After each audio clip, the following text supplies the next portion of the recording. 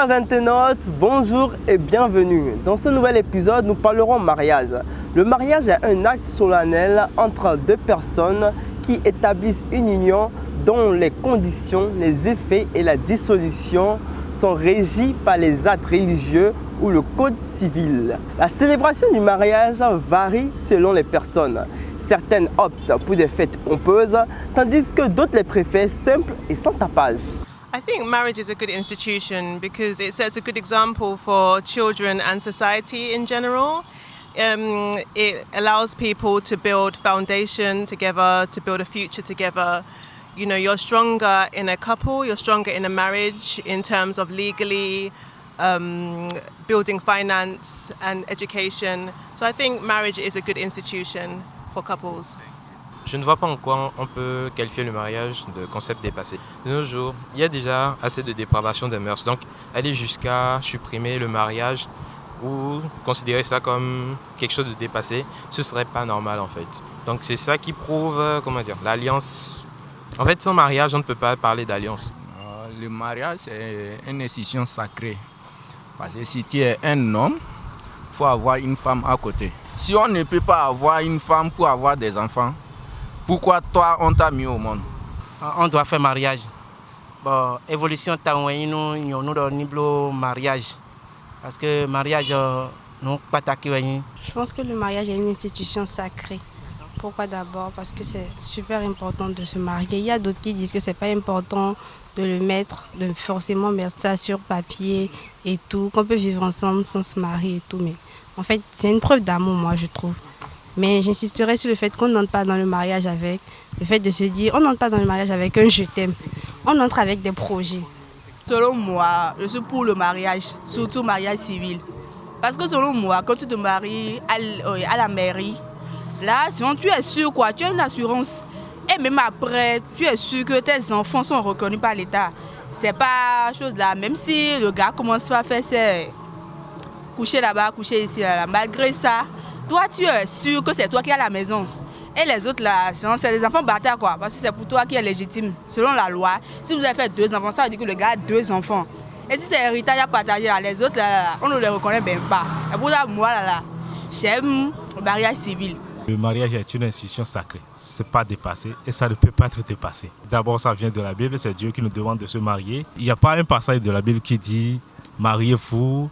Et quand vous lisez la Bible, vous n'allez pas trouver ça typiquement comme ça. C'est ça que des jeunes se basent sur ça aujourd'hui pour dire qu'ils ne vont pas se marier. Mais ce n'est pas ça. Quand vous lisez très bien la Bible, vous saurez que ça vient de la Bible et ça vient de Dieu. Me personally, I prefer a small intimate wedding. It depends on the couple and what they want, and it depends on their family. Family can get involved a lot, so I know some people have no choice but to have big weddings. But personally, I think a small intimate wedding with your closest friends and family is a better experience for everybody. You don't have people that you don't like at your wedding, and so it's a much nicer experience, in my personal opinion. Il faut savoir faire la part des choses. Ni trop sobre, ni trop pompeux. Il faut savoir, agencer, voilà.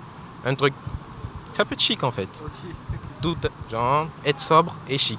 Les mariages avec beaucoup de sommes et mariages qui font cela, ce n'est pas du tout raisonnable. Parce qu'il y a certains mariages, on fait ça comme ça, à un moment donné, c'est des problèmes. Mais si on fait un mariage caché, personne ne sait pas comment vous avez fait et fait votre mariage, vous restez ensemble. Parce que les dépenses que tu fais au fur et à mesure du mariage, là, peut-être que tu t'es prêté de l'argent pour aller faire des mariages. Après d'avoir fini maintenant, c'est des problèmes pour rembourser. Mais si tu as fait un mariage caché, un mariage très simple, toi, arrivé, la femme vient chez toi, vous restez paisiblement. Ce que vous avez, vous mangez, personne ne sait pas.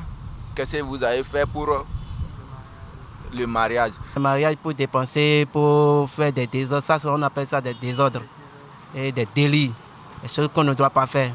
Oui. Normalement, on doit faire un mariage très simple et aller à la maison, se sentir très bien avec les familles, la joie et c'est fini. À la base, tout le monde veut un mariage, tralala, festif, où il y aura beaucoup de personnes, gens, guijo et tout. Mais bon, Avec tout ce qu'on observe aujourd'hui, c'est mieux de se marier en catimini, juste avec les proches, la famille. Moi, je suis pour un mariage festif. Ça permet de rassembler même des familles. Là, on sait maintenant que voilà, oui, ils sont mariés, ils ont réuni la famille ensemble pour se comprendre mieux. Or, si c'est ça, c'est comme si tu te cachais à quelqu'un et que, bon, c'est toi et ta femme seulement qui doivent être au courant, comme si c'était l'Internet qui vous a fait le mariage, quoi. Ouais, pour faire les trucs d'intimité, il y aura seulement les membres de la famille et tout. Je suis pour un mariage festif. Ah oui, puisqu'on se marie qu'une seule fois. On ne se marie pas deux fois. Certes, il y a des anniversaires de mariage, des cérémonies qu'on peut organiser après, mais quand on a les moyens, il faut bien faire ça. Merci à vous de nous avoir suivis. Ce fut un réel plaisir et on se retrouve très vite pour un prochain numéro.